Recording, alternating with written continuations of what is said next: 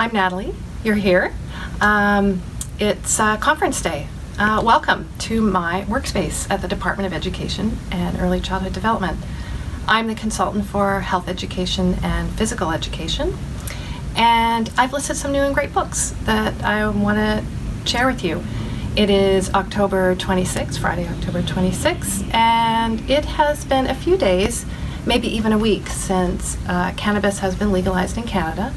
And I know many schools and teachers and families are wondering what are schools doing in talking to children and youth about cannabis so that they will delay or not use cannabis as they enter into those teenage years and beyond.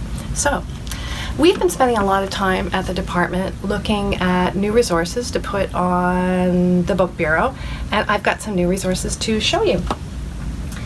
I think one of the things that I look for when I'm trying to get resources into the hands of teachers who are lucky enough to be in front of all sorts of wonderful kids in Nova Scotia is our books that really talk about a host and range of health issues so that our children and youth will become more resilient, that they will have those life skills so that they're able to cope and manage stress in times of difficult situations or disappointments or other big life events that happen to all of us at one time or another, and often, unfortunately, happen in the lives of children and youth that we teach. So, I want to show you a few new books. This book here is called The Sharing Circle, and it's a story about a group of animals who run into a problem. And they have a wise old owl, you won't be surprised to know, who uses a talking stick to bring them all together in a circle so that they can share their feelings as they listen to each other to resolve their conflict. So this story would probably work really well in a grade primary to 3 classroom. Another story that is new and that you can find on the Book Bureau under the Health Education Catalog is Abracadabra, The Magic of Trying. It's by a wonderful publishing company called Imagination Press. It is out of the United States, but its health issues, I think, are really global. They're published by the American Psychological Association and cover a number of health topics. And in Abracadabra, we've listed this for health education and for physical education. Another story that we've listed is by Byers. It's called I Am Enough, and it celebrates honoring who you are, and you can find that under the Health Education Catalog on the Book Bureau. Another story that I think is really well suited to grades 3, grade 4 is a story called Did You Hear? A Story About Gossip. I want to talk a little bit about a new resource coming soon. And this resource, Beyond the Basics, is an updated version of a resource with the same title that we provided to schools almost 10 years ago.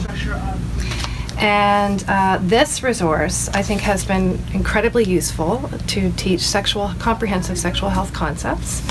And we're really excited that this resource has been updated. Of course, there are many changes in 2008. There are many things that have happened in our collective culture around social media, around issues around consent, around gender identity that simply weren't, they just simply weren't part of the discourse in 2008. And this new version of this resource addresses all of those things. So watch for this. We're also going to add a link to this resource from Action Canada for Sexual Health and Rights, so you can find out a little bit more about Beyond the Basics. We're excited about getting it listed. It needs to go through bias evaluation, and we're working hard to get that made available to teachers soon.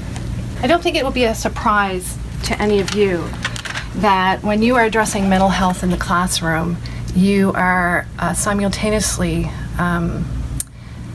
addressing substance misuse concepts. So when we have positive mental health, we are less likely to turn to substances and gambling to address the difficult situations, disappointments, and big life events that often leave us emotionally drained and in search for answers. This new resource from Pearson, called Well Aware, is a wonderful connection between mental health, resilience, and also addresses some substance misuse concepts. These resources include a teacher's resource plus little books that you could use in guided reading circles, and addresses integrated learning between English language arts and health education. What the Well Aware package of resources are aligned with grade 4, 5, 6, 7, and 8. Those are also on the Book Bureau now, and I encourage you to check those things out. The Cannabis Talk Kit is a resource put out nationally by drugfreekidscanada.org. It is the resource that the department and the government of Nova Scotia is recommending for families to talk to their teenagers about cannabis. It's also a wonderful resource for teachers to learn about the short-term effects of cannabis and some of the questions we might have around legalization. This resource is downloadable, and we're going to provide the links to that under the comments. You all might be familiar with our friends Piggy and Elephant. Piggy and Elephant, Mo Willems, if you didn't know, was a writer for Sesame Street.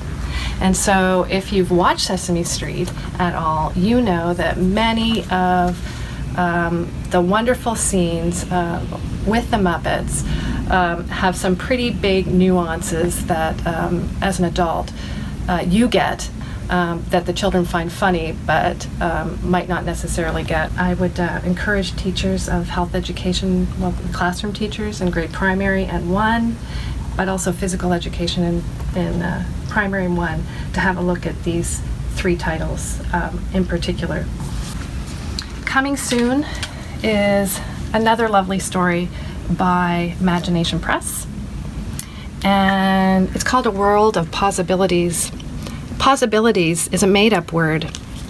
This book has not yet been listed, but I've had it around to my colleagues across many divisions, and we really like this book and think it's another book that provides examples of slowing down and putting some of the overwhelm that's in our life in perspective. Before we finish, The Hugging Tree is a lovely story about a tree that, as you know, trees live a long time. And it's the story about how a tree grows at the side of a cliff and bends this way and that way, and goes under some challenges and struggles over the years, and how this tree